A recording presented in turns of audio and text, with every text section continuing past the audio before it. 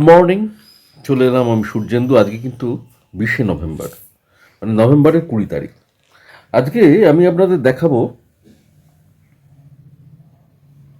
আমাদের বাড়িতে কাচু আর চিংপটাশের আবদারে যে কালী পুজো হয়েছিল, সেই কালী পুজোর এবং কালী পুজো আমরা কীভাবে পালন করলাম এইটা।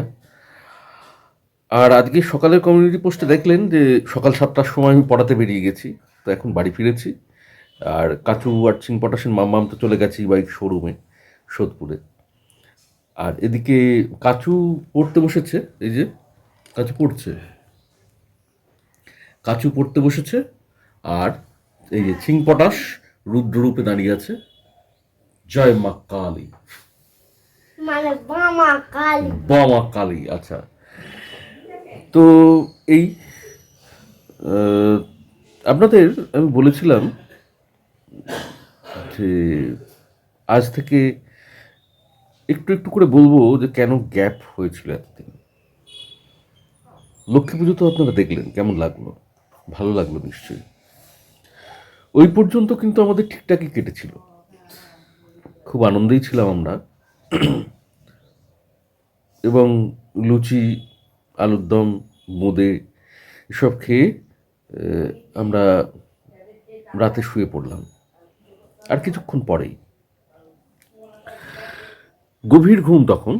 আর আমি তো বললাম মা তো মামার বাড়িতে ছিল, কারণ দিদা বয়স তো অনেকটাই হয়েছিল, 90-92-এর মতো বয়স দিদার। তো সেই কারণে দিদা খুব দেখতে চাইছিল মাকে। এবং দিদা যে মানে একদম অসুস্থ ছিল সেই কারণে সেটা কিন্তু নয়, দিদা সুস্থই ছিল, দিদার মতো করে সুস্থ ছিল। আসলে প্রায় বছর 4 আগে দিদার হঠাৎ মানে ওই বয়সে, ধরুন তখন দিদার কত বয়স হবে, বছর 4 কি তার বেশি বল? হ্যাঁ, বছর 4 হবে, তুই তো ছোট তখন। ভাই ছোট, হ্যাঁ, তাহলে বছর 4 হবে না, ওই 3 বছর 3 আগে হঠাৎ পড়ে গিয়ে দিদার কোমর ভেঙে গিয়েছিল। কারণ তার ধরুন মোটামুটি তখন বয়স 88, 87, 88 এরকম, ওই বয়সে। তার আগে কিন্তু দিদা সুস্থ এবং হাঁটাচলা করে অনেক কাজকর্মও সেরে ফেলে বাড়ির। তো হঠাৎ ওরকম হয়ে যাওয়ার পর দিদা মানে শয্যাশায়ী হয়ে গেল খানিকটা, কিছু দিনের জন্য। তারপর মানে যেটা হচ্ছিল সেটা হচ্ছে শয্যাশায়ী বলা যেতে পারে মানুষটাকে, কারণ বয়স হয়ে গেছে, সেটা নিতে পারেনি কোমর ভাঙাটা। উঠে হাঁটা চলা করতে ভয় পেত। মামিয়া মানে আমার মাইমা প্রচণ্ড যত্ন করেছে আর কি। আমার মাইমা এবং আমার মামাতো ভাই দুজনে মিলে তাদের যত্নে এবং ডাক্তারের মানে চিকিৎসকের চিকিৎসায় খুবই ভালো ছিল দিদা সেদিনে। সেদিনেও লক্ষ্মী পুজো হওয়ার মানে লক্ষ্মী পুজো হয়েছে বাড়িতে, আমাদের মামার বাড়িতে আপনাদের দেখিয়েছি। আমাদের গৃহদেবতা মামার বাড়ির হচ্ছে সীতারাম, তো সেখানে সেই মন্দিরে লক্ষ্মী পুজো হয়েছে। এবং দিদা লুচি, পনিরের তরকারি এইসব হয়েছিল রান্নাবান্না, দিদা খুব ভালোবেসে খেয়েও ছিল সেদিন। এবং খাওয়া দাওয়ার পর বেশ খানিকটা গল্প করার পর দিদা শুয়েও পড়েছিল। আর এদিকে আমরাও ঘুমিয়ে পড়েছিলাম, বেশ গভীর ঘুম। রাত তখন 2টো, একটা ফোন এলো, মামার ফোন। আমার মাও অসুস্থ, ফলে রাত 2টোর সময় ফোনটা আসতে আমি একটু ভয় পেয়েছিলাম। মায়ের তো প্রেশারের পেশেন্ট, এবং আমি মাকে কোথাও ছাড়তে এখন ভয় পাই, কারণ একটা ব্রেন স্ট্রোক হয়ে গেছে। মা এমনি সুস্থ, সারাক্ষণই ঠিকঠাক থাকে নাতিদের নিয়ে, কিন্তু তবু। তো যাই হোক, মামা ফোন দেখে আমি সঙ্গে সঙ্গে ফোনটা ধরলাম, রিসিভ করলাম। আমার ঘুম খুব হালকা, চিরদিনই, এখনও মানে সব সময়ের জন্যই আর কি।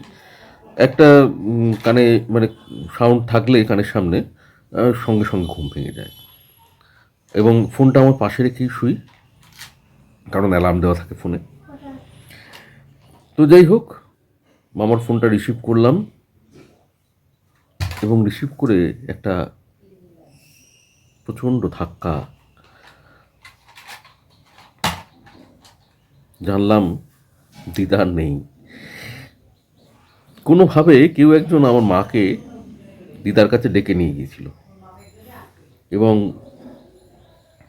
মায়ের সঙ্গে দেখা হওয়ার পর শান্তিতে দিদা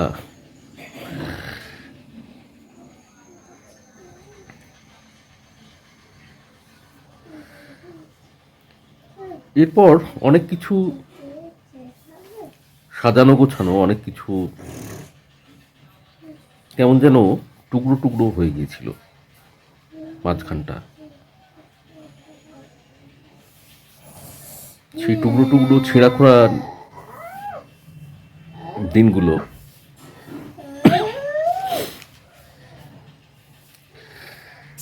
আমার দিদাকে আমি দেখাবো, আমার দিদার ছবি, এবং আমি আস্তে আস্তে বলবো আমার দিদা সম্পর্কে আমার আগামী ভিডিওগুলোয়। দেখতে থাকুন। এখন আবার আমরা ফিরে যাই। আমি এবার মানে দেখাই আপনাদের যে কালী পুজো আমাদের বাড়িতে কেমনভাবে আমরা পালন করেছিলাম। চলুন দেখতে থাকি। আমরা চলে এলাম কালী পুজোর দিনে আমাদের বাড়িতে।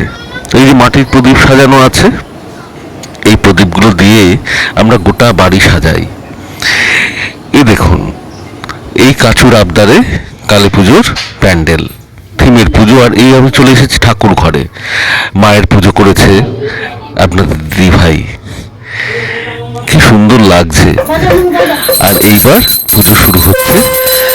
কাচু ওর মা কালীকে রাখছে ওর থিম প্যান্ডেলে। এই থিমের প্যান্ডেলটা কোথায় নিশ্চয়ই বুঝতে পারছেন, আমার সেই বইয়ের তাক, মাঝখানের তাকটা। তিনটে তাক আছে আপনারা জানেন, আপনারা দেখিয়েছি। মাঝখানের তাকটায় এই প্যান্ডেলটা কাচুকে করে দিয়েছি এবং সবার খুব পছন্দ হয়েছে, পাড়ার সবারও খুব পছন্দ হয়েছিল জানেন। এই দেখুন, এটা একটা বাতি কিনেছিল আপনাদের দিদি ভাই, সেই বিশেষ বাতিটাকে রাখার জন্য এই ব্যবস্থা। আপনারা কিছুক্ষণ পরেই দেখতে পাবেন সেই বাতি দিয়ে আরতি করছে। এখন মাকে সাজিয়ে দিচ্ছে আপনাদের দিদি ভাই, এই যে ফুল দিয়ে সাজিয়ে দিচ্ছে। আর এই ঘরে কিছুক্ষণ পরেই দেখতে পাবেন আমরা 6 জনই আছি, তবে আমি ক্যামেরার পেছনে। যদিও আমার মা, বাপি, কাচু, সিং পটাশ আর ওদের মাম্মাম তো পুজো করছে, পুরোহিত, বুঝতেই পারছেন। কেমন লাগছে আপনাদের এই থিমের প্যান্ডেলটা? এই দেখুন সেই বাতি, সেই বিশেষ বাতি যেটা এইখানে এই প্যান্ডেলে রাখার জন্যই আপনাদের দিদি ভাই কিনে নিয়েছে।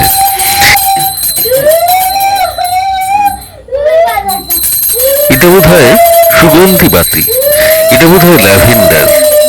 যাই হোক, আরতি চলছে। সেই বাতিটা সেই প্লেটটার উপর রেখে দিয়েছে। দেখুন কি সুন্দর লাগছে। আপনারা কিন্তু জানাবেন কেমন লাগছে এই আপনার থিমের প্যান্ডেল। আর ভালো তো অবশ্যই লাগবে আমার মনে হয়।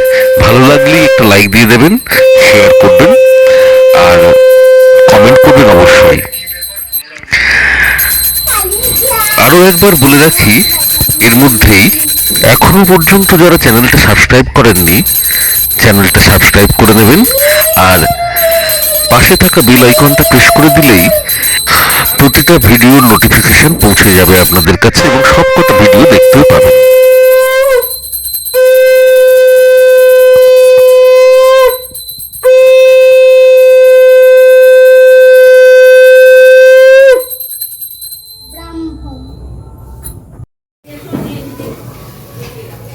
এবার আলোর উৎসবে মা কালীকে সিং পটাশ ফুলঝুরি দেখিয়ে আরতি করছে। ওটা সিং পটাশের দারুণ আনন্দ হলো। এইবার দেখুন প্যান্ডেলটা ভালো করে দেখাই।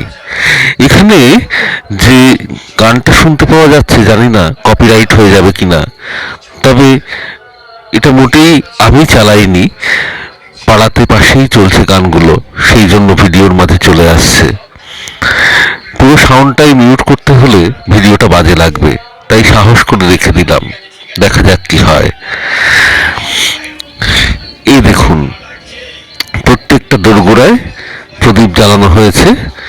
এখনো প্রদীপ তৈরি হয়নি পুরো সলতে। আর আলপনা দেখতে পাচ্ছেন আপনাদের দিদিভাই আলপনায় অলঙ্কৃত করেছে গোটা বাড়িটাকে। ঠাকুরঘর তো আগেই দেখেছেন, এবার চলে এলাম ছাদে।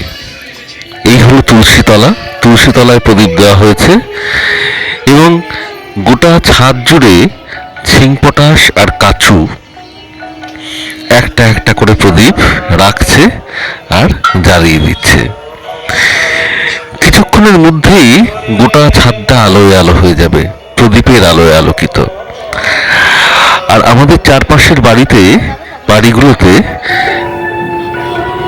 মিনিয়েচার ল্যাম্প, মানে ছোট ছোট যে লাইট আমরা ঝোলাই সাধারণত কালী পুজোয়, সেই লাইট দিয়ে পাড়ার বাড়িগুলো সেজে উঠেছে। আমরা কিন্তু এই লাইট ব্যবহার করছি না এবারে শুধুমাত্র প্রদীপ দিয়েই গোটা বাড়িটাকে সাজাচ্ছি আমরা। এই দেখুন, কাচু প্রদীপ জ্বালিয়ে দিচ্ছে আর ছিংপটাশ দৌড়ে দৌড়ে খেলা করছে। মাও উঠে এসেছে ছাদে, ছাদে রাখা তক্তপোষটায় বসে আছে। এই দেখুন, আপনাদের দিদিভাই এই জায়গাগুলোতেও প্রদীপ দিয়েছে, খুব সুন্দর লাগছে। গোটা ছাদটাকে যদি ড্রোন মোডে তুলে ফেলা যেত ছবি, তাহলে দেখতে পেতেন গোটা ছাদটা জুড়ে এই প্রদীপগুলো দিয়ে কি সুন্দর লাগছে ছাদটা। তবে অনেকটাই দেখানোর চেষ্টা করেছি, আর এবার বাজি পোড়াতে আরম্ভ করেছে কাচু আর ছিংপটাশ। এটা সেই জেনারেটর টুবড়ি, এখানে রকেট দিচ্ছে মাঝে মাঝে ওই বোতলটায়, আর ছিংপটাশ ছুঁড়ে ছুঁড়ে ওই দেখুন আছাড়ে বোম বলে এগুলোকে, সেই আছাড়ে বোম ফাটাচ্ছে। ও খুব মজা পায় এগুলো ফাটাতে, ছোট্ট ছোট্ট একদম। বোধহয় ভেতরে একটা ক্যাপ কি দুটো ক্যাপ দেওয়া আছে, আর সেই কাঁকড় ভরে কাগজ দিয়ে মোড়া। এই দেখুন, এই হলো চড়বড়ি। এই বাড়িগুলো খুব ভালো লাগে দেখতে, তুবড়ির মতো ফুলকি দিয়ে পট পট পট পট করে ফেটে ওঠে। এই যে ছিংপটাশ রং মশাল জ্বালিয়েছে, দেখেছেন ঘোরাচ্ছে কিরকম, বাই বাই ঘোরাচ্ছে। এইবার কাচু একটা চুরকি দিল, এই যে চুরকি শেষ, তুবড়িও শেষ হলো। এই যে ছিংপটাশ আবার ধরিয়েছে একটা রং মশাল, আর ওদিকে কাচু একটা চড়বড়ি দিয়েছে আবার। এবারে অনেক রকমের বাজি ছিল জানেন, প্রত্যেকবারই এই বাজিগুলো আসে, সব কটা তো আপনাদের দেখানো হলো না, অনেকটা সময় লেগে যাবে। এই দেখুন, বাজির সম্ভার সেই তক্তপোষের উপরেই রাখা আছে, এখান থেকে নিচ্ছে আর ফাটাচ্ছে। পরের দিনও ফাটানো হয়েছিল। আগের ভিডিওতে জেনেছেন আমাদের আজকের দুপুরের খাওয়া দাওয়া কি, তো এখন খেতে বসছি। আপনারা দেখলেন আমাদের বাড়ির কালী পুজো, মানে কীভাবে আমরা পালন করি কালী পুজো সেদিনটাকে। এই পর্যন্তই রইল আজকে, আবার কালকে আসছি নতুন ভিডিও নিয়ে।